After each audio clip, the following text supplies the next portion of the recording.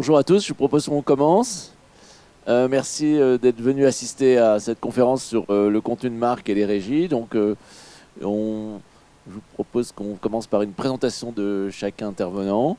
Et puis, l'idée de cet après-midi, c'est que ce soit illustré par pas mal d'exemples. On voit de quoi on parle.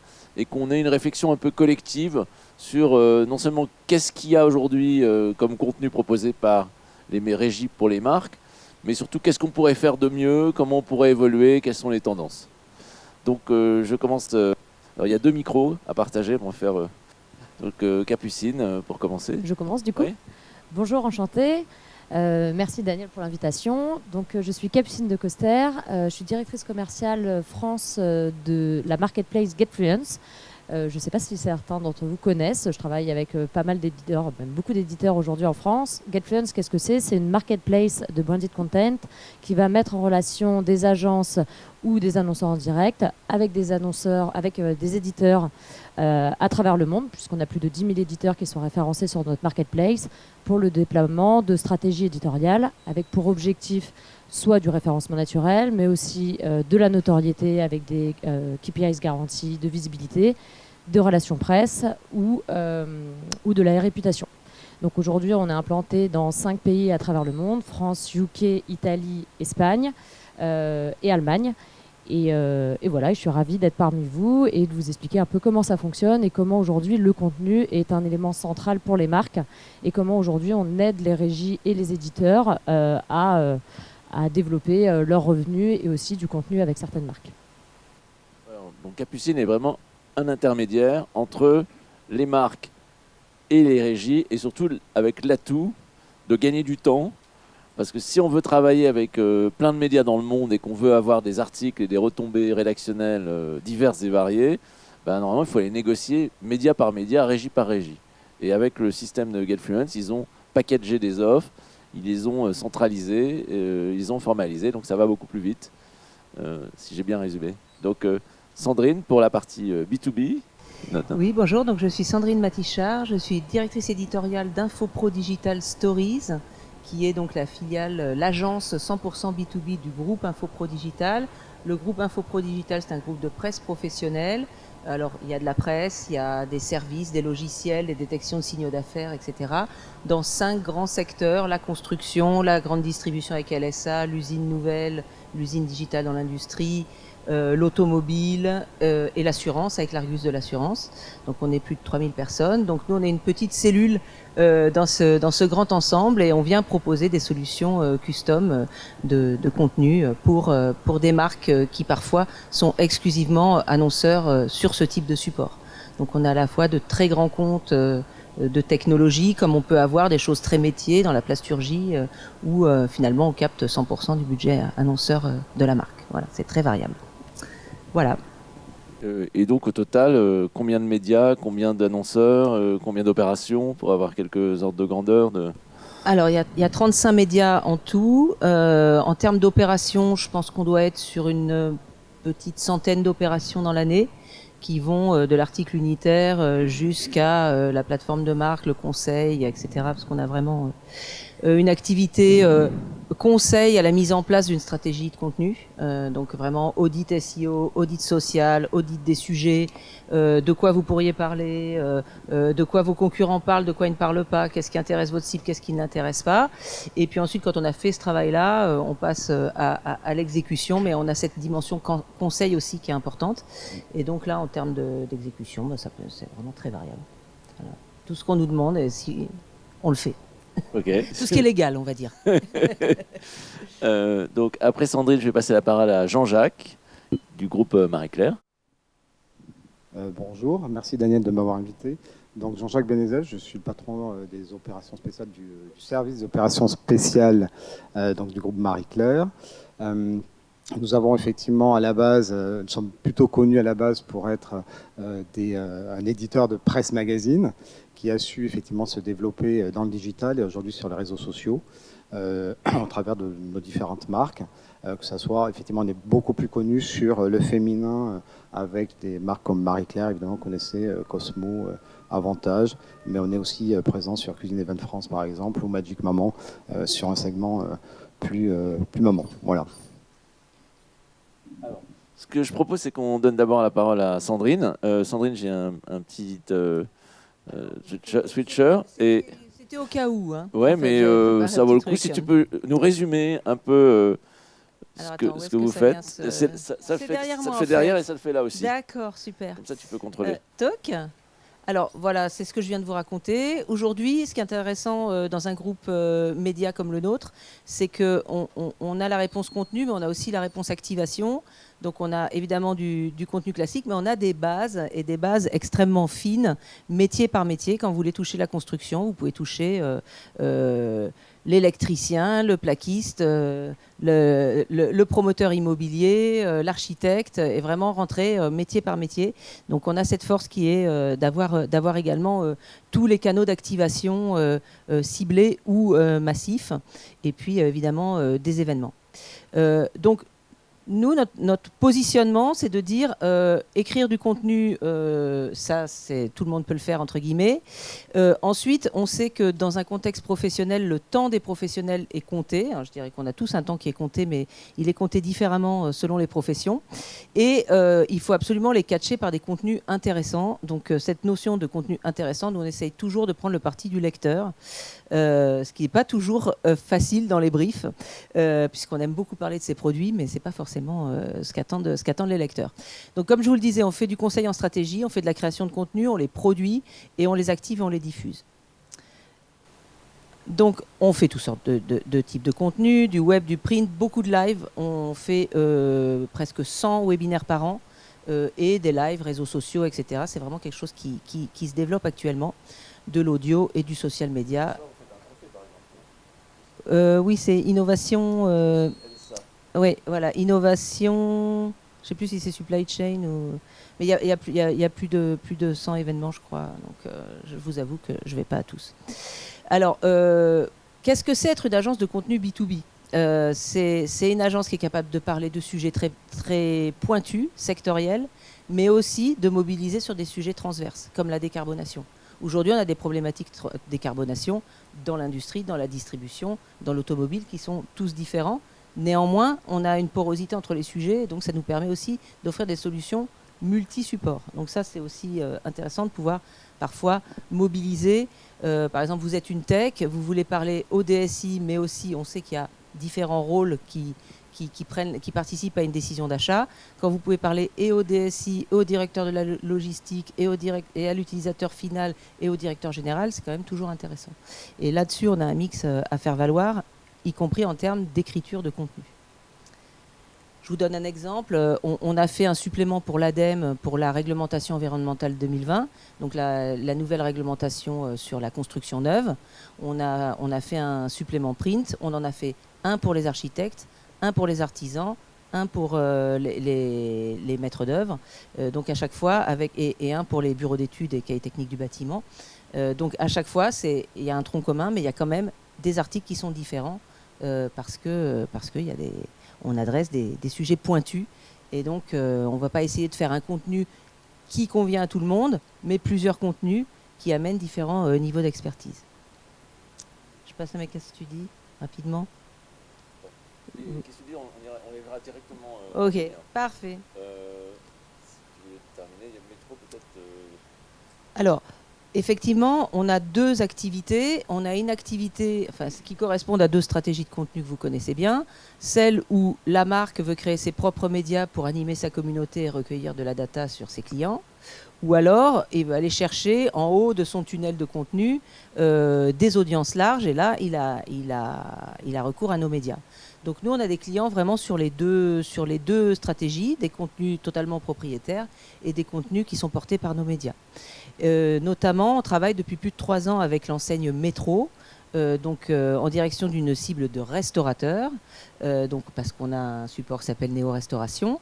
Et dans ce cadre, on alimente leur blog. Alors, petit à petit, on a fidélisé, on a élargi nos missions. On a d'abord fait des articles pour leur blog entrepreneur, donc vraiment autour des problématiques d'entrepreneurs du restaurateur. Et puis ensuite, on a participé à la création d'un site de mobilisation qui s'appelle Mon restaurant passe au durable, où là, on a construit avec eux la plateforme éditoriale et la production d'articles d'engagement, pas d'information, mais vraiment comment je fais pour faire passer mon restaurant au durable. Et puis on a continué avec des vidéos de portraits de restaurateurs engagés. Et plus récemment, on a réalisé également des lives avec eux. Un premier sur le CIRA, le salon dont ils sont partenaires, et ils sont notamment partenaires des Bocuse d'Or. Donc on a fait un direct à cette occasion-là. Et plus récemment, on a vraiment créé de toutes pièces un événement qui s'appelle la JRI, donc qui est la journée des restaurateurs indépendants. Donc qui est un événement qui est créé dans 35 pays avec des formules différentes dans chaque pays, et on leur a proposé de faire un direct, un live sur Facebook, parce qu'ils ont une grosse communauté Facebook qui est très engagée, et qu'on venait de faire un audit de leurs commentaires Facebook. On a pris les commentaires sur les 2 dernières années et on a essayé d'en tirer des enseignements à la fois en termes d'image et en termes de contenu qui pourrait intéresser l'audience. Et donc, on avait bien fouillé leur audience Facebook, et donc on leur a proposé de faire un live pour cette journée-là, calé après le coup de feu des restaurateurs, donc à 16h, autour des grands problèmes de la profession actuellement. Donc on avait le chef Frédéric Simonin, on avait Guillaume Gomez en duplex, on avait un tendanceur, on avait un restaurateur, un nouveau restaurateur entrepreneur qui faisait plutôt du snacking. Bref, un panorama un peu de tout ce qui se fait dans la restauration. Et on a abordé avec l'audience en questions-réponses 5 grands thèmes qui préoccupe actuellement les restaurateurs. Et puis on a activé tout ça par une campagne réseaux sociaux, et on a été assez satisfait des résultats, et notamment du taux de complétion, puisque 80% des gens sont restés toute l'heure. Donc ça, c'était plutôt pas mal. Et aujourd'hui, c'est un contenu qu'on a réutilisé aussi en best-of, en montage best-of. Donc voilà le type de choses qu'on peut aller proposer quand on connaît bien son client dans la durée, et qu'il y a cette dimension de conseil qui est vraiment importante, en particulier dans ces secteurs un petit peu pointus où finalement quand on va voir une agence, je dirais lambda, il faut quand même acculturer l'agence à ces sujets, à la terminologie, aux mots à employer, et là-dessus on gagne un peu de temps avec nous.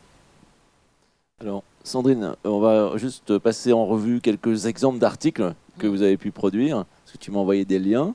Donc là, on est à l'usine digitale, par exemple. Alors là, ça, c'est la deuxième option, c'est celle de dire on fait de l'espace, on fait un fil rouge contenu sur un média, et on est présent à l'année. Là, c'est ServiceNow, donc, qui était un opérateur de technologie. Alors c'est vrai que parler technologie, c'est toujours difficile, parce que parfois, il n'y a rien qui ressemble plus à un service de cloud qu'un autre service de cloud. Donc, il faut être capable de raconter une histoire par rapport à ça. Et donc là, par rapport à ServiceNow, on a proposé une conversation, finalement, des interviews qui se répondaient entre des experts de la marque ServiceNow, des clients ou des personnalités indépendantes.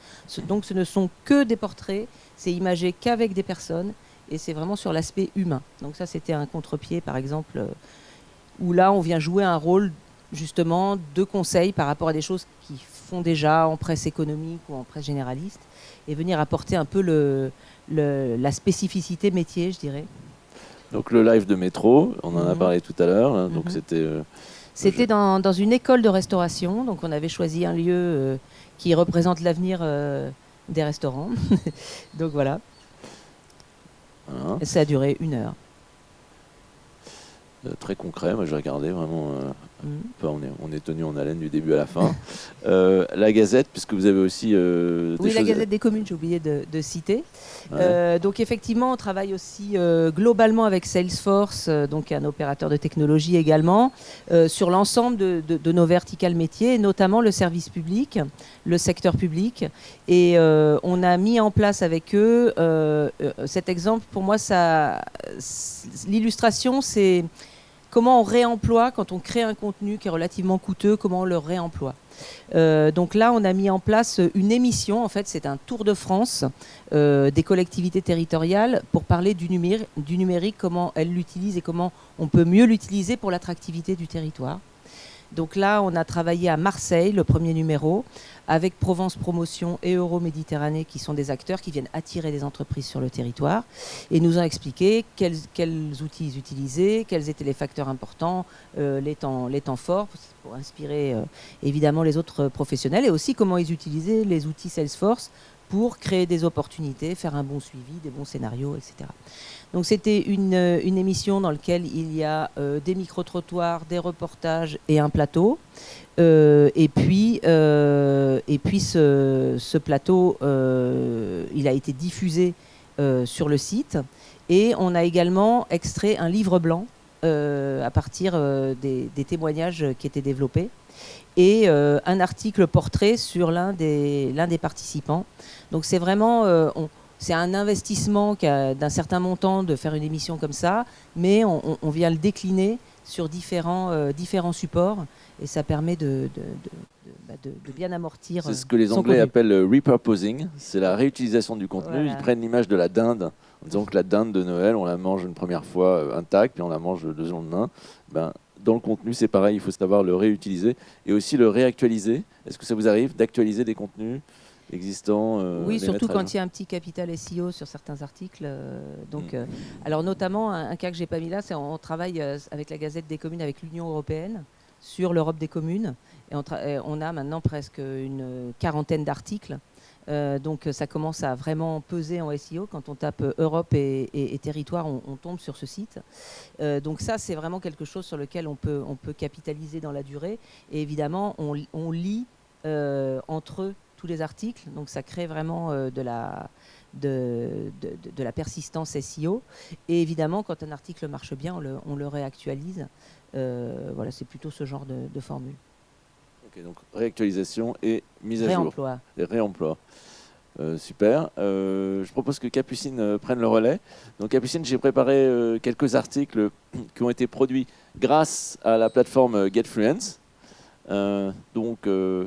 Parce que, à contrario effectivement Infopro ou Marie-Claire, nous, on ne va pas faire la création de contenu. Chez Getfluence, on va s'occuper de la mise en relation entre les marques et les éditeurs.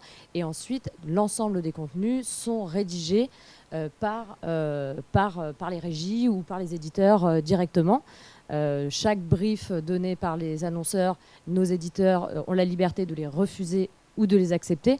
Pour vous donner une ordre de volume, c'est plus de 25 000 articles par an qui sont diffusés à travers la plateforme Getfluence. Donc on a plus de 30 000 ou 35 000 aujourd'hui commandes d'articles sponsorisés avec ou sans KPIs de visibilité à travers notre plateforme. On a une partie qui sont refusées par les éditeurs pour différentes raisons. Soit la thématique ne convient pas, soit il y a des problèmes de planning éditorial, soit pour différentes raisons. Mais effectivement, on a quand même énormément de volume qu'on apporte. Donc nous, on n'intervient pas sur la partie création, mais on intervient sur la partie mise en relation. Ce que disait Daniel, c'est qu'effectivement, l'idée, c'est de faire gagner du temps aux annonceurs dans le cadre de déploiement éditorial, soit pour des objectifs SEO, soit pour des objectifs de brand awareness et de soutien de dispositifs de relations presse.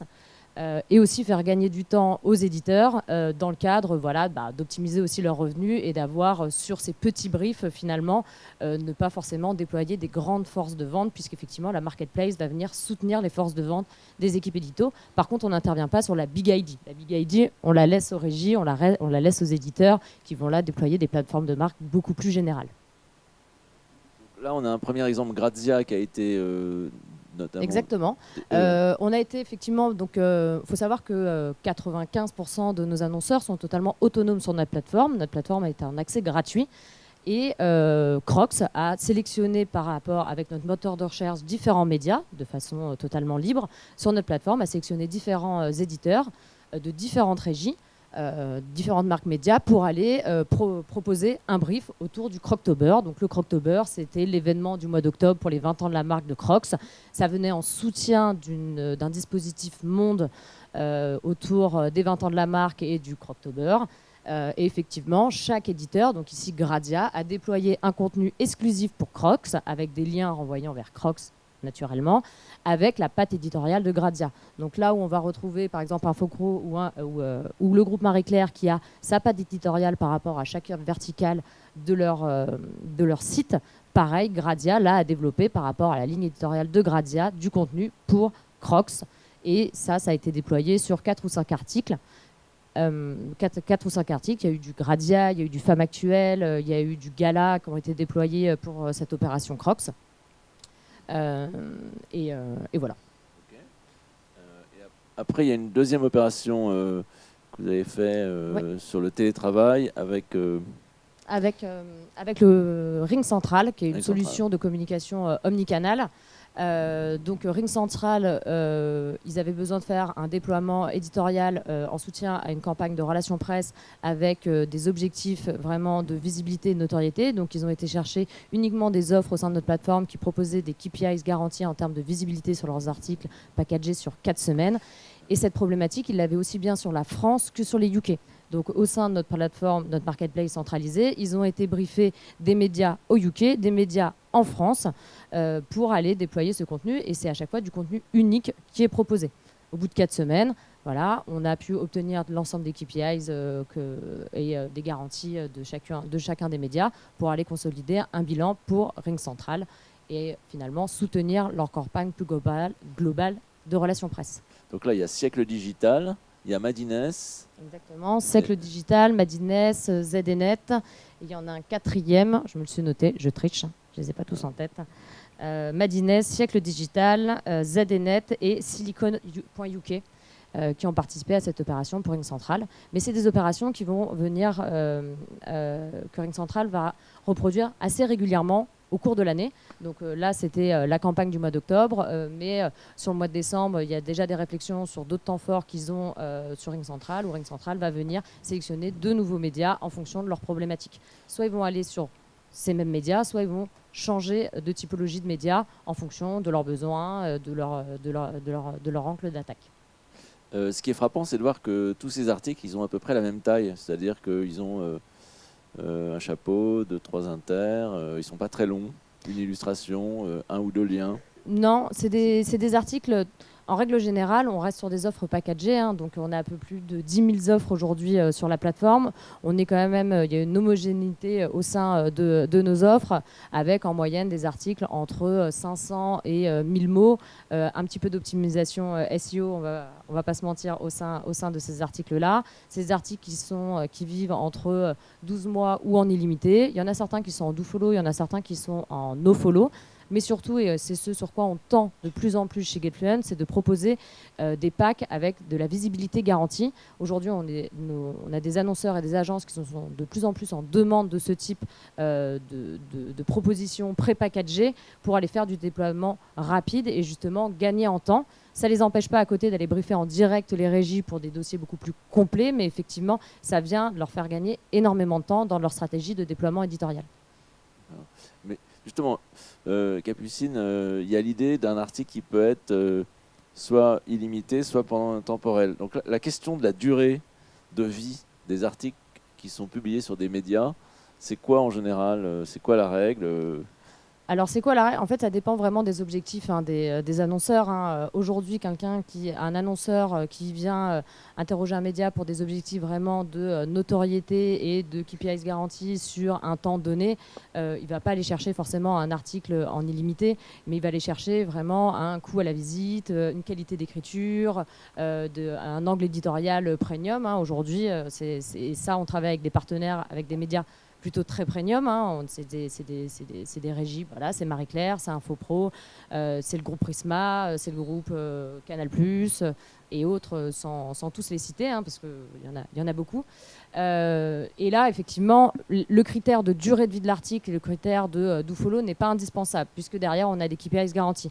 Là où il va être indispensable, c'est quand les annonceurs vont, pas indispensable, mais souvent sollicités, c'est quand des annonceurs viennent faire de l'article sponsorisé pour des objectifs de référencement. Sandrine, les durées de vie des articles que vous publiez, et Jean-Jacques aussi.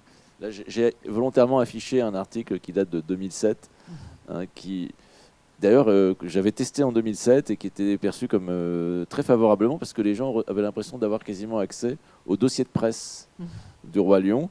Alors bon, c'est vrai que c'est plus les mêmes, c'est toujours en Mogador, hein, c'est remarqué ça, mais bon, c'est plus le même spectacle. Et ce qui était déjà bien en 2007, c'est qu'il y avait la bande-annonce du spectacle qui était intégrée dans la plus bonne, et il y avait la possibilité d'acheter son billet, hein, réserver vos billets. Bon, alors c'est plus bon non plus, mais voilà. Donc, ce que je veux dire, c'est qu'il y a quand même un intérêt à ce que ça subsiste. Alors, c'est quoi les règles chez... Alors, oui et chez non. Infopro? Alors, nous, la règle, c'est un hébergement sur un an. Ouais. Après, comme on fait du sur-mesure, ça dépend encore une fois des objectifs. Il est clair qu'un article qui n'est pas promu aura des chances d'audience nettement différentes. Donc, pour nous, soit on est dans une logique de construction d'audience dans la durée, et à ce moment-là, on va plutôt prendre un espace dédié et donner une variété de contenus plutôt qu'un unitaire. Et là, on va avoir vraiment des objectifs de SEO dans la durée. Et la durée, c'est aussi longtemps qu'on ajoute des articles, donc ça, c'est pas difficile. Et on maintiendra les articles aussi longtemps que l'espace dédié existe. Ensuite, dans le professionnel, l'obsolescence que tu viens de montrer, c'est pas génial. Parce que les terminologies changent, parce que les techniques changent. Donc, je n'encouragerais pas trop le contenu très long en B2B. Bon. Alors, avant d'évoquer avec Jean-Jacques des cas Marie-Claire, je voudrais juste qu'on ait une partie un peu générale où tout le monde s'exprime. On a un paysage des contenus produits par les régies, hein, qui est relativement établi, qui n'a pas tant bougé que ça depuis quelques années. Donc là, par exemple, vous avez tous les contenus faits par le studio Imagine du groupe Les Échos. Là, vous avez les contenus faits par Le Point. Donc si je prends, par exemple, je clique dans FoodTech, vous voyez que c'est fait par Scribeo, qui est une filiale ou en tout cas une structure indépendante, et que donc il y a un article général sur la FoodTech pour aider les consommateurs à mieux manger, et on s'aperçoit qu'ensuite chaque article est sur un produit et chaque article fait l'objet d'un sponsoring spécifique. Voilà, donc ça c'est vous voyez là par exemple c'est plein feu sur Antophénol, et là on voit bien que c'est Antophénol qui a payé pour être présent. Donc ça c'est une deuxième configuration. Après j'ai préparé un média. Moi ce qui m'paraît intéressant aussi, c'est un média comme Brut, qui est connu pour être un média hyper orienté info, donc pas du tout sur la conso. Ils sont allés jusqu'à créer Brut Shop, et ils font des lives commerciaux où là on a l'impression qu'on est dans un très grand écart entre leur identité de départ et puis leur identité commerciale, et ils font du live shopping. Donc quelle est votre perception en général du marché, de l'offre éditoriale, sachant que quand on compare avec les anglo-saxons, hein, il y a une base de données qui est faite par Didier Mormès sur les anglo-saxons. Les anglo-saxons mettent la barre très haut quand ils font des contenus. Je vais vous montrer quelques exemples. Ça, c'est un exemple qui date un peu, mais vous voyez que pour une marque d'alcool, en l'occurrence, c'est le gin Bombay Sapphire, ils vont créer une collection de contenus avec des artistes, et il y en aura 6. Vous voyez, qu'est-ce que j'ai d'autre encore que je vous ai préparé? Bon, pour revenir en France, on a des contenus parfois beaucoup plus sophistiqués, comme M le Mag, qui, pour Boucheron, a fait des contenus avec une qualité de photographie, avec une qualité de texte. Ou, autre point, Ouzbek Erika, qui alimente le blog Demain la Ville depuis 10 ans pour Bouygues Immobilier. Donc, ma question c'est quels sont les standards de qualité? Est-ce que si la qualité française, elle est bien, mais elle n'est pas forcément toujours aussi élaborée, est-ce que c'est une question de prix? Est-ce que c'est une question de quoi? Comment vous percevez ce niveau de qualité, l'un et l'autre? Déjà, effectivement, par rapport à l'international et ce que peuvent faire les médias anglo-saxons, on voit quand même qu'heureusement, sur les articles écrits qui sont sponsorisés, ou en tout cas ils ont été créés pour les marques, ça effectivement, en tout cas, nous, dans Marie-Claire, on veille au distinguo entre la publicité et l'éditorial. Mais c'est vrai que sur l'éditorial, web en tout cas, on se rapproche très facilement en fait du style de contenu et de la qualité que l'on peut qu'on peut avoir sur le reste du site, ou même à l'image de ce que peut faire le magazine lui-même en termes de qualité, d'image, de rendu, de texte même, hein, d'articles. Donc là, effectivement, c'est un peu le plus, si j'ose dire, quand on a une marque média aussi forte que Marie-Claire ou Cosmo, etc., c'est de pouvoir proposer aux annonceurs, justement, de traiter et de créer du contenu qui soit adapté, du coup, à leur marque et qui puisse bénéficier de la caution de nos magazines et qui sont intégrés dans nos magazines. Alors, nos magazines et leur déclinaison digitale et même, effectivement, de plus en plus sur les réseaux sociaux. Donc c'est vrai qu'aujourd'hui, on a une qualité, en tout cas dans les contenus d'opérations spéciales, qui est aussi bonne que finalement ce que peut faire une rédaction. Et c'est d'ailleurs pour ça que les annonceurs viennent nous chercher. Donc après, il faut effectivement que l'on fasse attention à ne pas faire croire que c'est de la publicité alors que ou de l'éditorial alors que c'est de la publicité, etc.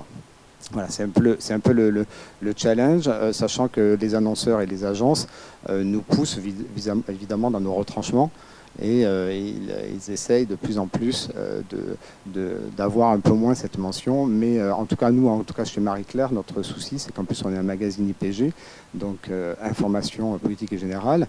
Donc on se doit effectivement d'avoir une certaine éthique, ce que d'autres magazines... qui sont peut-être pas, qui sont distribués, etc., n'ont pas. Voilà. Donc effectivement, il y a une certaine éthique aussi qui est différente en fonction des magazines et des groupes. Voilà. Et si je peux me permettre, aujourd'hui chez GetFluent, c'est par rapport aux partenaires premium avec qui on travaille. 99% de ces partenaires aujourd'hui ont la mention sponsorisée au sein des articles et de l'autre côté, ce qu'on explique nous aux annonceurs, et j'imagine que vous expliquez la même chose aux annonceurs, c'est comme aujourd'hui des influenceurs annoncent que c'est du contenu sponsorisé, aujourd'hui on ne peut pas mentir aux lecteurs tant que la qualité finalement est là et on peut avoir du contenu de marque très intéressant, de très bonne qualité qui apporte des choses, donc c'est pas antinomique entre les deux peuvent fonctionner ensemble tant qu'effectivement le contrat avec le lecteur est respecté dans le contenu de marque qui est développé par les régies. Donc je trouve que ça va plutôt dans le bon sens. Oui. Non, sur l'aspect transparence, effectivement, il y a différents niveaux de visibilité. Hein, et après, sur l'aspect direction artistique et qualité du contenu, là, j'ai affiché volontairement un panorama d'opérations anglo-saxonnes. On voit qu'il y a un niveau d'élaboration. Alors, ça doit être sans doute parce que les budgets sont plus importants, parce que les médias sont plus importants, mais il y a un niveau d'élaboration qui est quand même assez supérieur. Donc, comment vous le vivez? Est-ce que alors, moi, en tant que, je ne me suis pas présenté en début de truc, mais en tant qu'expert du brand content et promoteur d'une approche stratégique des contenus, je considère que le brand content, c'est un cadeau que la marque fait à ses consommateurs et que quand on offre un bouquet, on évite d'offrir un bouquet de fleurs fanées. Et de la même manière, il n'y a pas de raison que le contenu fait par les marques soit moins bien que le contenu fait par le journal. Alors c'est vrai qu'il y a une barrière et qu'on ne veut pas que les journalistes officiels du journal travaillent pour les marques, mais c'est pas pour ça qu'il faut avoir des pigistes au rabais qui travaillent pour les marques. Donc comment vous défendez cette qualité?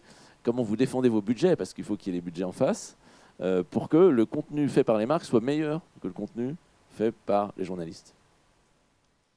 Alors je pense qu'il y a deux types de contenu. Il y a le syndrome Malte, c'est-à-dire celui qui dit je veux faire beaucoup de contenu, une grande qualité, une grande quantité. Il y a des agences SEO qui me font ça pour 3 francs 6 sous à Madagascar. Pourquoi j'irais m'embêter, hein? Non mais il faut être clair. Donc ils se disent voilà, je vais bastonner, je vais en mettre un maximum avec tous mes mots-clés, tous mes hashtags. Voilà. C'est un choix, certains le font, pourquoi pas. Quand on vient travailler avec un média, c'est probablement pour faire autre chose et probablement pour être sur une logique qui est autre que SEO. Autre que SEO, ça veut dire que il faut bien comprendre que le SEO, c'est chouette, mais le SEO, ça consiste à parler des sujets d'il y a 6 mois. Si un mot-clé est sorti, sort bien en SEO, c'est que les gens en parlent, et ils en parlent depuis un certain temps. Or, vous avez envie de parler de quoi? Vous avez envie de parler des sujets d'aujourd'hui. Donc, le contenu SEO est un contenu easy reading, easy listening. C'est on vient vous servir des choses que vous savez déjà. Bon, pourquoi pas, ça fait de la présence à l'esprit, c'est behavioriste, hein, stimulus-réaction. Voilà. Après, c'est peut-être pas la peine d'aller travailler avec un média pour ça. Nous, justement, on vient avec un regard également journalistique, c'est-à-dire que parfois, une société elle-même ne se rend pas compte de la chouette histoire qu'elle a à raconter ou de la chouette histoire de son produit. Et on sera peut-être un petit peu moins bon en SEO. Par contre, on racontera bien l'histoire et on amènera les gens. Nous, nos indicateurs, c'est aussi les temps de lecture et les taux de complétion. Parce que, en plus, dans le domaine du B2B, on est dans une petite communauté. Hein, donc, le nombre de personnes potentiellement touchées, si elles considèrent que votre contenu est de mauvaise qualité, elles ne viendront plus. Donc, on est dans un écosystème qu'on doit faire durable. Et donc, on doit aussi faire des propositions intéressantes. Et parfois, on doit même réorienter un peu ce que le client voudrait en disant, je pense que ce n'est pas forcément une super idée et que vous pourriez aller vers ça. Donc ça, c'est pour, je dirais, pour le fait de faire du contenu quali. Après, sur la production, je partage pas forcément, je suis pas aussi dur que toi. C'est-à-dire que je trouve, par exemple, que, enfin, en tout cas, du point de vue du B2B, le train de la vidéo a été très bien pris, par exemple. On a plutôt des vidéos d'interviews, d'avis d'experts, de tutos qui sont plutôt de bonne qualité.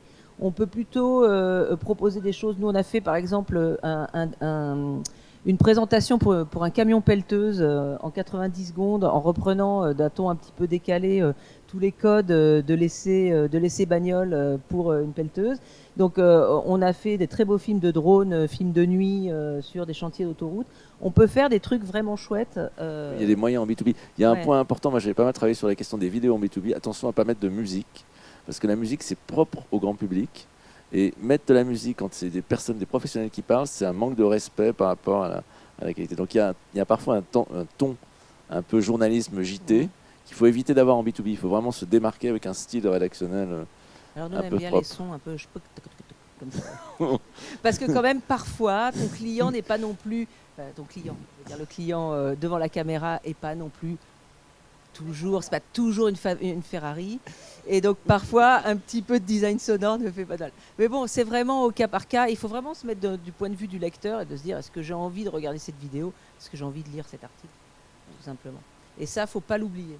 Parce que parfois, on exécute parfaitement le brief du client et à la fin, il est déçu parce que finalement, ça n'est pas intéressant. Voilà. C'est pour ça que on est engagé dans l'idée de faire des contenus intéressants. Un beau bouquet de fleurs, ça ne veut pas forcément dire des fleurs splendides, c'est des fleurs qui ont de l'intérêt, quoi. Donc c'est ça aussi. Il y a un peu de parfum. Un peu de parfum, voilà.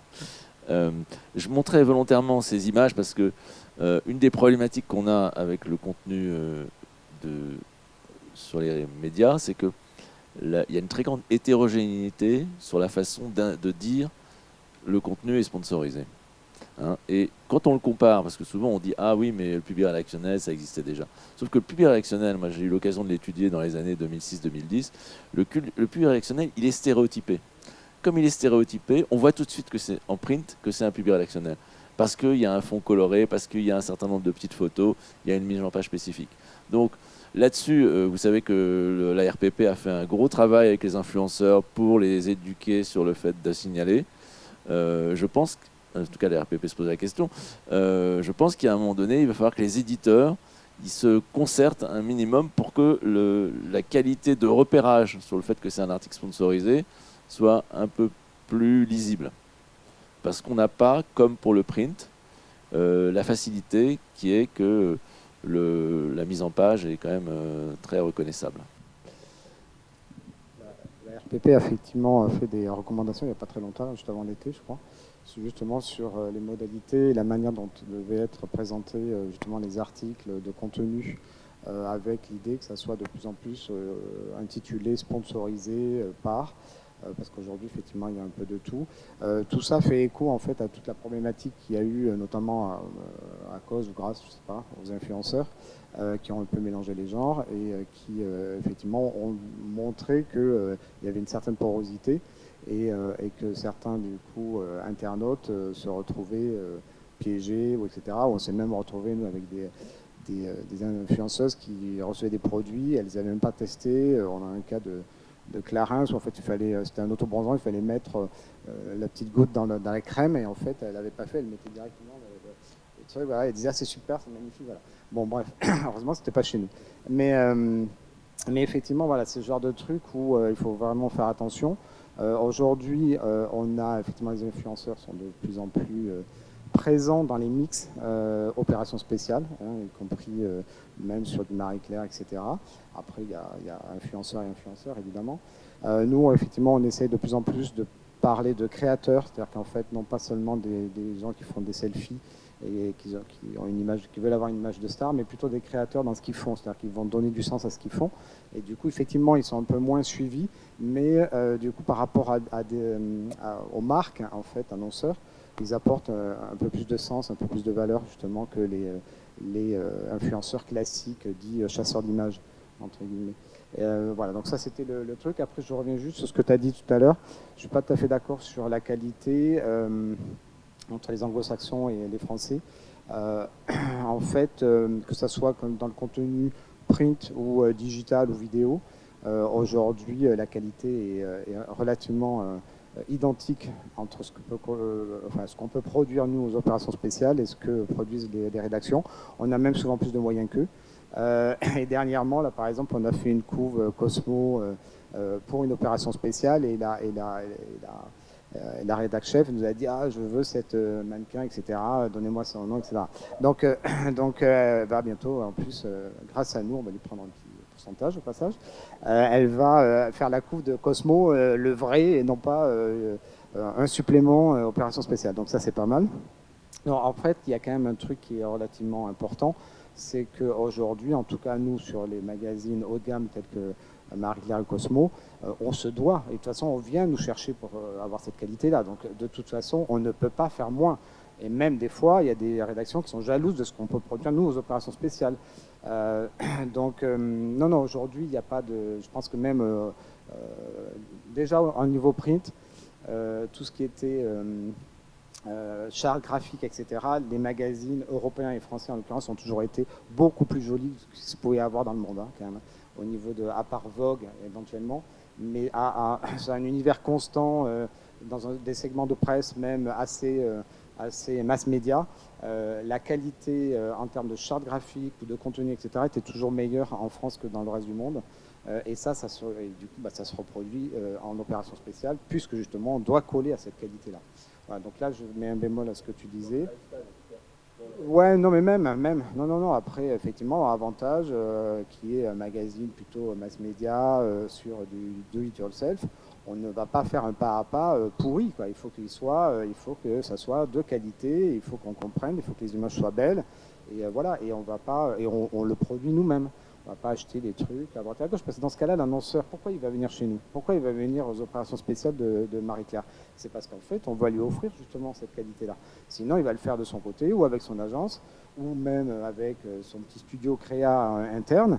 Mais pourquoi il vient chez nous et pourquoi? Il ne faut pas se leurrer. Pourquoi il va payer plus cher? Parce que c'est ça aussi, hein, la question. C'est qu'en venant chez nous, il va quand même payer plus cher que de passer par une agence lambda qui va lui faire 2 photos, qui va acheter sur Getty une image et qui va lui faire 2-3 trucs.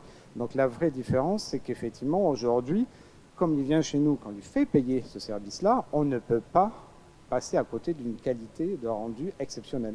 Voilà, donc ça, il n'y a pas photo, sinon après, derrière, c'est des compensations, donc on n'a pas intérêt non plus.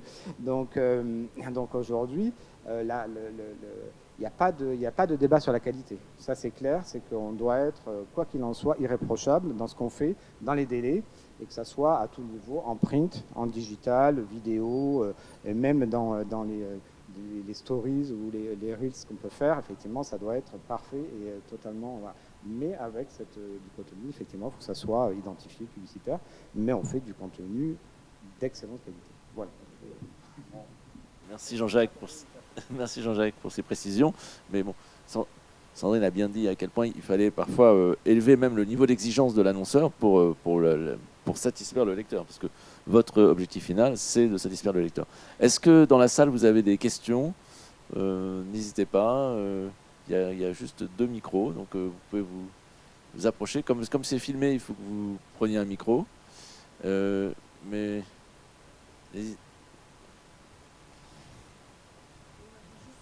Une petite question. Il faut que je le retrouve.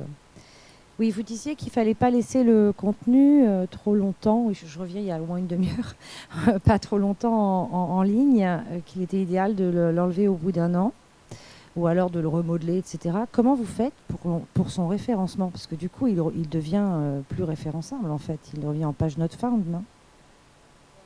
Si vous enlevez un contenu sponsorisé au bout d'un an de votre site. Effectivement, il n'est plus référencé. Donc, c'est pas gênant par rapport au SEO de votre site, en fait, au fait que vous ayez du coup plus de pages not found. Enfin, je sais pas si je suis très claire. Non, on la débranche, la page. Oui, vous avertissez Google qu'elle n'existera plus, c'est ça. D'accord. Ok. Voilà. Vous faites pas Mais juste quand je disais, nous, par convention, c'est 1 an. Mais je ne dis pas que c'est toujours un problème. Je dis que dans l'information professionnelle, il y a des risques d'obsolescence et ça peut être contre-productif. Voilà, comme l'exemple. Si vous donnez des conseils qui sont plus conformes à la réglementation, par exemple, c'est pas génial. Enfin, moi, je voyais ça d'une problématique SEO du site, en fait. Ouais. Est-ce que ça pouvait être gênant pour le site, c'est-à-dire pour l'éditeur? On n'est plus sur la problématique de l'annonceur. On est sur la problématique éditeur. On a une batterie d'experts qui nous... Oui, c'est ça. Qui surveille tout ça pour préserver le SEO éditorial. Ça, on a des préconisations en permanence. Un site, ça s'enrichit. Effectivement, on sort des articles tous les jours, mais heureusement, on en crée beaucoup plus. Donc, en termes de SEO, c'est ce qui fait la différence. C'est ça, c'est aussi notre capacité à créer des nouveautés. Je ne suis pas sûr que l'article du Roi Lion de 2007 continue à faire quoi que ce soit pour le site. Parce qu'il n'a pas dû être visionné depuis tellement longtemps que même Google ne le ressort plus. Donc, de toute façon... en tout cas, il ne devrait plus être, parce que c'est pas bien pour le... C'est pas bien. Hein, 17, justement. Non, mais après, il peut y avoir du contenu. Qui remontait encore très très bien, alors qu'il n'était plus d'actualité, comme l'article du Roi Lion. Ça veut dire qu'effectivement, malheureusement, peut-être tout le monde est retombé sur cet article-là, et puis plus on remonte, etc. Bon, après, il était peut-être le plus pertinent sur un sujet qui est encore d'actualité, il y a 5 ans. 5 ans, effectivement, ça paraît vieux, mais en même temps, pour certaines thématiques, pourquoi pas, hein, c'est pas non plus... Après, nous, sur les opérations spéciales, on peut en avoir où on peut enlever le contenu tout de suite après l'opération spéciale, parce qu'il y a quand même aussi des opérations qui sont événementielles, donc qui sont dans le temps. Donc là, effectivement, on les enlève parce que derrière, ça n'a plus lieu d'être. Après, effectivement, nous aussi, c'est pareil, comme Sandrine, c'est plutôt 1 an. Voilà. Après, on crée aussi des articles SEO. Et dans ce cas-là, on s'engage effectivement sur 1 an. Et après, on regarde. Donc là, c'est un contrat. Et on regarde si effectivement on les reconduit, sous quelles conditions, s'il est toujours effectivement... Voilà. Donc ça nous permet comme ça, je n'aurai pas la question, de... Voilà, comment en fait on a des contrats et on les connaît. Du coup, ça nous permet, déjà, de dire, bon, est-ce qu'on l'enlève ou pas? On recontacte la personne, on reprend un billet au passage, et puis surtout, on le corrige et on voit effectivement ce qui est apporté, et si on le supprime. Mais finalement, la vie des sites, c'est ça, c'est un perpétuel renouvellement. Donc, il n'y a pas de souci. Et puis après, sur des articles il y a 5 ans, oui, ça peut arriver, mais c'est jamais bon non plus, ni pour le site, ni l'image du site, ni quoi que ce soit. Donc, l'annonceur, si c'est un annonceur qui est... Chez GetFluence, c'est débranché automatiquement, ça dépend de chaque éditeur. Nous, vraiment, c'est les éditeurs qui sont maîtres de leurs offres. Donc, c'est les éditeurs qui choisissent la durée de vie des articles. Donc, effectivement, ça va de 12, 24 ou en illimité. Mais les articles qui sont en illimité, souvent, effectivement, il n'y a plus de médiatisation autour. C'est des articles je dirais pas orphelins, mais presque, mais qui participent en fait au référencement des marques qui viennent faire ces articles dans la durée. Après, le volume des contenus sponsorisés chez les éditeurs est moindre que le contenu frais en fait qu'ils apportent. Donc c'est tout l'équilibre que les éditeurs doivent avoir entre quelle est la volumétrie d'articles SEO que je vais avoir sur mon site et la volumétrie d'articles éditoriaux et frais chaque mois, etc. Donc c'est toute une question d'équilibre. Parce qu'effectivement, sinon, ils se font pointer du doigt aussi par la machine Google, hein, enfin, tout simplement. Je me permets, j'avais une question pour GetFluent. Capucine, là. Vous avez parlé de PAC en visibilité garantie. Quels sont les KPI qu'il y a derrière cette visibilité garantie ? Alors aujourd'hui, on est sur des KPIs quand même qui sont assez simples, hein. On est sur des packages aujourd'hui. Alors, comment on est arrivé à ça? C'est qu'on a eu de plus en plus de demandes de la part des annonceurs et on a des packs auprès des éditeurs qui sont déjà existants. Donc on a fait, on va les intégrer. Et en gros, on est sur des packages sur 4 semaines, parce qu'on essaie d'avoir une homogénéité sur nos offres, avec des KPIs de visibilité de garantie sur les articles. Et on peut avoir aussi des garanties de clics sortants sur les articles des annonceurs. Ce qu'on appelle aujourd'hui le content to commerce, qui est assez courant aujourd'hui, c'est les régies. Et on va même aller plus loin sur ce type de format en brand content, parce qu'en 2023, et à la demande des annonceurs et aussi de par aussi les relations qu'on peut avoir avec nos partenaires, on va proposer au-delà des articles sponsorisés du déploiement en full réseaux sociaux au sein des comptes réseaux sociaux de nos éditeurs.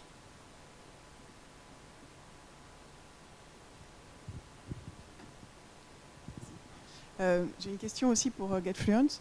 Je voulais savoir, vous interveniez directement un peu dans un rôle d'agence média sur la recommandation média, sur le choix du mix média, en fonction des retours attendus ou pas du tout? Alors, on intervient un petit peu, mais le fond de notre... On a plus de 1200 clients actifs aujourd'hui sur la plateforme et plus de 20 000 articles qui passent par an. Donc, on n'a pas le temps de faire des recos à chaque fois. Et comme je disais en préambule, hein, on n'intervient pas sur la partie création.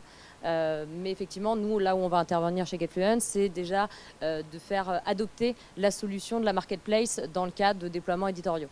Donc ça, c'est notre première étape. Donc c'est de la démo de la plateforme, c'est comment elle fonctionne, comment aujourd'hui on utilise le moteur de recherche, comment on va bien briefer les éditeurs, parce qu'effectivement, on se retrouve des fois avec certaines marques qui ont des briefs vraiment rikiki pour du contenu super premium. On fait non, mais en fait, il faut upgrader votre brief si vous voulez un contenu premium de qualité.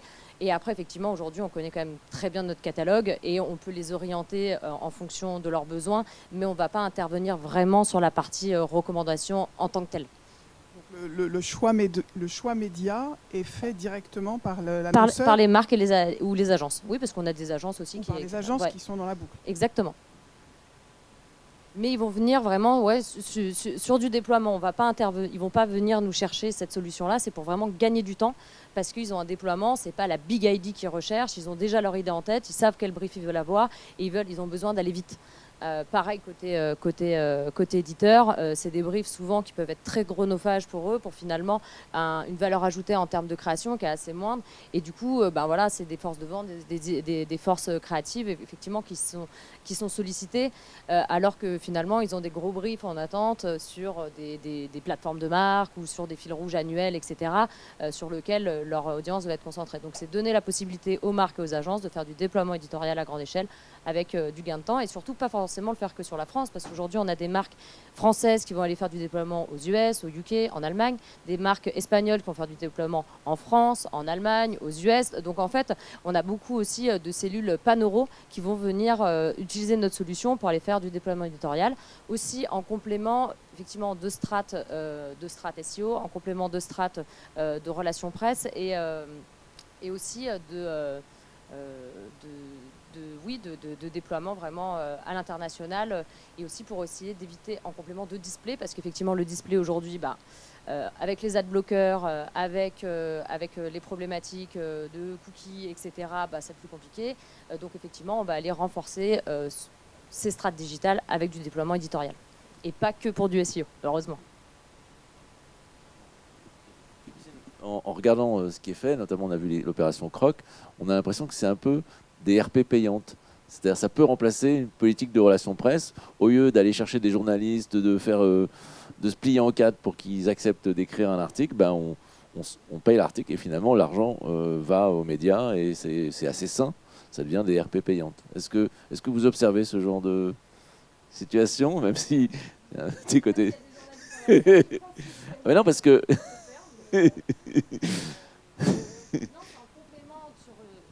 Ça va être un complément sur une strate de relations presse. On sait que le métier de relations presse, il est en mouvement permanent ces derniers temps. Il y a des influenceurs aujourd'hui aussi qui ont changé un peu le game, si je peux dire, aujourd'hui aussi des relations presse. Donc on va venir vraiment en complément. Le contenu, il est affiché sponsorisé, là où dans des relations presse, le contenu, il n'est pas affiché sponsorisé.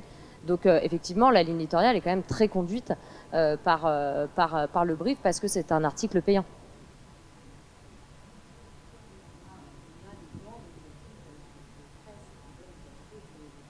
Ah oui, bien sûr.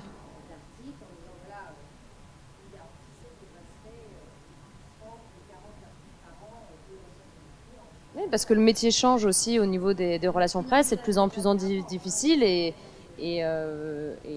voilà, donc on n'est pas la seule solution, on est une solution. Nous, à la base, quand GetFluence a été créé, c'était effectivement sur du référencement. De plus en plus, on monte sur du brand awareness. C'est pour ça qu'on va arriver avec des offres en 100% full social media et pas, donc, qui n'a rien à voir avec la partie référencement initialement créé pour GetFluence. Et effectivement, le sujet des relations presse est aussi très, très actif parce que les marques médias aujourd'hui du groupe Marie-Claire, d'Infopro ou les autres, c'est des marques qui sont attractives, c'est des cautions de marque qui sont super importantes pour les marques aujourd'hui pour gagner en autorité, gagner en légitimité. Comme ils peuvent le faire aujourd'hui avec un influence star, d'être raccroché à un Cosmo ou à l'usine digitale, bah, c'est une caution quand même qui a énormément de valeur. Bonjour. J'ai une petite question pour Infopro. Vous avez donné des exemples super intéressants avec Métro, l'ADEME et pas de souci. Mais je crois que chez Infopro, il n'y a pas que des gros titres, il y a aussi des titres plus confidentiels, plus entre guillemets, plus sectoriels. Tout à fait. Est-ce que vous avez des exemples sur plein sur des opérations comme celle-ci, mais pas uniquement avec des gens où j'ai pas de doute sur le fait qu'ils ont énormément de budget? Alors, le problème, comme je disais au début, parfois on est 100% du budget d'un annonceur. Sur une OP. Même sur l'année. J'ai par exemple Métro est rattaché à Néo Restauration, qui est pas un très gros support, mais je fais de l'emballage magazine, du plasturgie. J'ai fait récemment de la localisation de contenu d'un chimiste, procédé industriel chimique. Qui arrivait en France. Donc là, vous n'avez pas 50 journalistes qui savent traiter le sujet.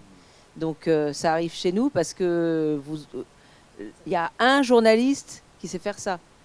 Donc voilà. Alors ce qu'on fait beaucoup pour ce type de problématique-là, c'est du webinaire et de l'étude aussi. On n'en a pas parlé, mais on a également un institut d'études qui permet de créer des contenus exclusifs. Donc, je donne un exemple. On travaille avec GP Batterie, donc, qui est le challenger du rayon pile, qui fait des piles rechargeables. Donc, ce sont des piles. Une pile rechargeable remplace 1000 piles jetables.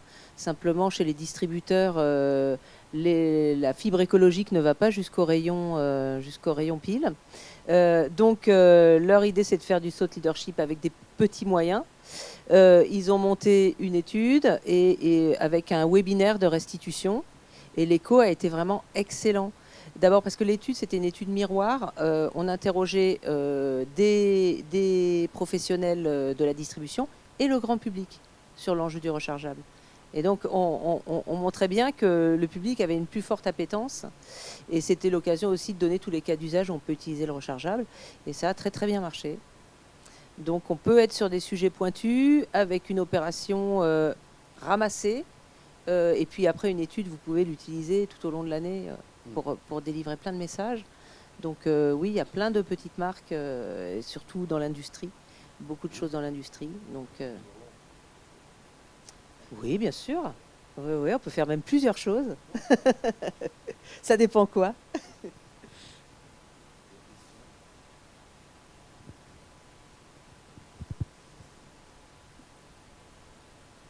Je voudrais demander aux participants.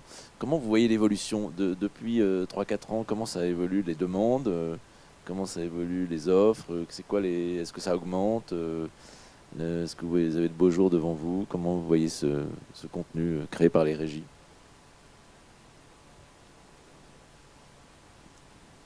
Il y a une étude anglo-saxonne qui demandait aux services marketing s'ils allaient augmenter, diminuer ou garder tel quel leur budget contenu. On pouvait penser qu'avec le retour des événements, des RP, etc., le budget allait baisser. Et 2 sur 3 ont répondu j'augmente ma production de contenu. Donc de toute manière, c'est un phénomène durable. Après, la bataille de l'attention, elle est terrible dans le domaine professionnel. Je pense c'est la plus challenging. Hein. C'est même plus le temps de cerveau disponible, c'est le temps d'index sur le téléphone. Hein. Quand vous êtes entrepreneur du bâtiment, quand est-ce que vous attrapez dans sa voiture, entre 2 rendez-vous clients? Donc vous avez cette bataille de l'attention qui est vraiment très grande. Donc je pense que la tendance, c'est celle du contenu utile. Il faut vraiment qu'on en ait pour son temps passé. Il faut vraiment que le lecteur en ait pour son temps passé. Donc ça se traduit par une plus grande exigence. Et la deuxième tendance que je vois, c'est le B2B2C, c'est-à-dire le fait qu'on a de plus en plus d'écriture et de formats qui sont plutôt orientés B2C. L'émotion n'est pas du tout absente de l'achat B2B. Et donc il y a plus d'émotion dans ce secteur-là. Et enfin, l'image, qui est quand même tout ce qui est vidéo et live. Le live, je pense, c'est vraiment un facteur d'engagement hyper important. Et quand on a une démarche qui doit se terminer par une vente, c'est maintenant vraiment le chaînon indispensable. Donc voilà les quelques tendances auxquelles je pense.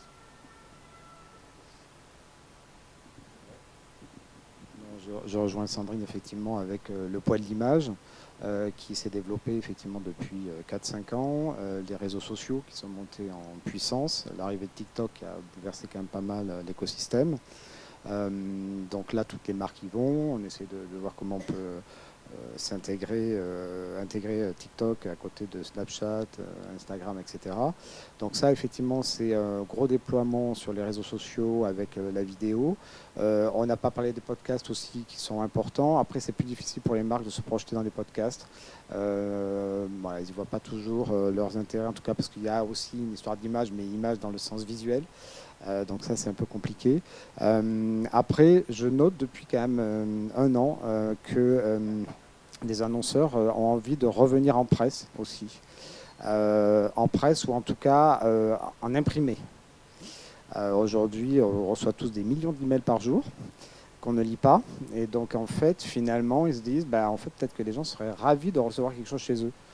Et on va peut-être relancer la poste. Mais l'idée aujourd'hui, c'est qu'effectivement, finalement, pour créer l'enthousiasme et de la désirabilité, peut-être qu'il faut tenir quelque chose dans les mains qui soit différent qu'un ordinateur, enfin qu'un mobile ou un ordinateur.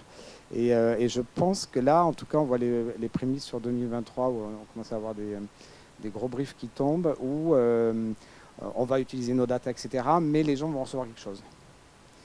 Parce que, alors ça va passer par le digital aussi, mais à l'arrivée, il risque d'y avoir quelque chose d'individuel, personnalisé, mais qu'on va recevoir et qu'on va avoir plaisir à recevoir dans une belle enveloppe chez soi. Donc je pense que ça, c'est la tendance des prochaines années, quand tout le monde en aura marre de skipper les emails. Donc je pense que la presse a de l'avenir finalement. Et on viendra d'autant plus nous chercher parce que justement, on a cette qualité, on aura toute la qualité de contenu, etc. Et puis, on a la data, effectivement, également avec les adresses print, enfin, adresses postales. Donc, c'est pas mal. Donc, ça, c'est la deuxième tendance. Je vois, franchement, ça démarre en 2023. Je pense que on va continuer. Bon, après, les influenceurs, on en a parlé tout à l'heure. Donc là, je pense qu'on est arrivé peut-être à un plateau. On est arrivé à un plateau. La suite des influenceurs, ça sera plutôt sur du micro-local. Donc là, effectivement, on a pas mal utilisé les influenceurs stars nationales de tout âge. Et là, je pense, et je vois les briefs qui arrivent aussi, de grosses boîtes qui disent ok, bon pourquoi pas, parce qu'ils en reviennent aussi des influenceurs, mais si on peut trouver de la proximité, encore plus de proximité à travers l'influenceur capillaire de Brive, pourquoi pas. Donc ça, on va en fait c'est ça, on va aller de plus en plus sur du micro local aux côtés des influenceurs. Donc, voilà, je pense que c'est l'autre tendance. La presse, et après, qu'est-ce que j'avais noté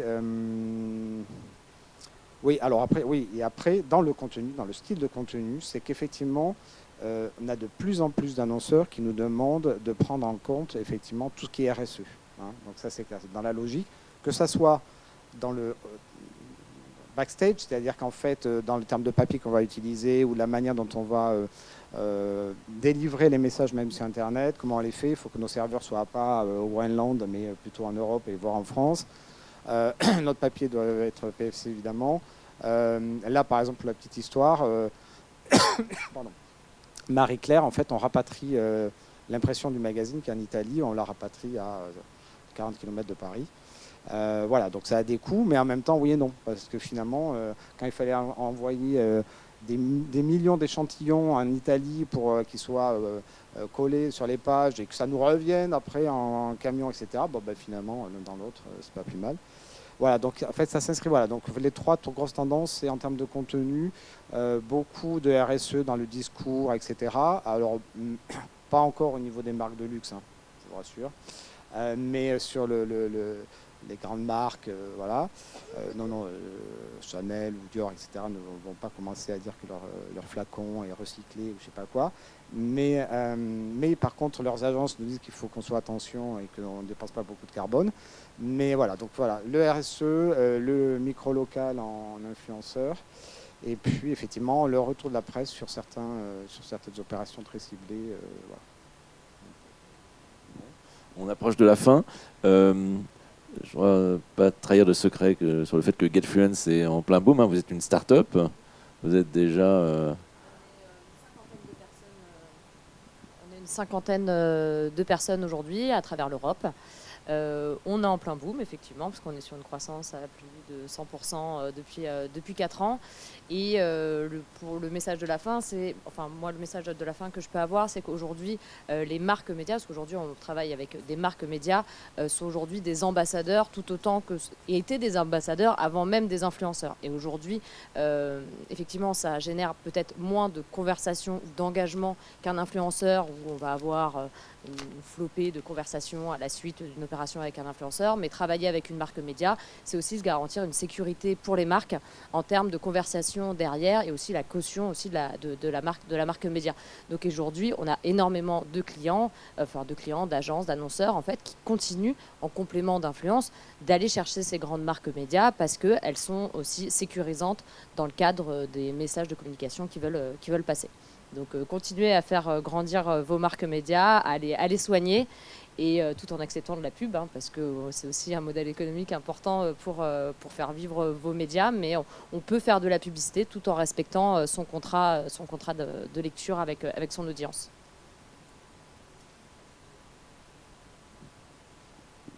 Parfait. Merci beaucoup pour votre attention. Bon salon et vive le brand content.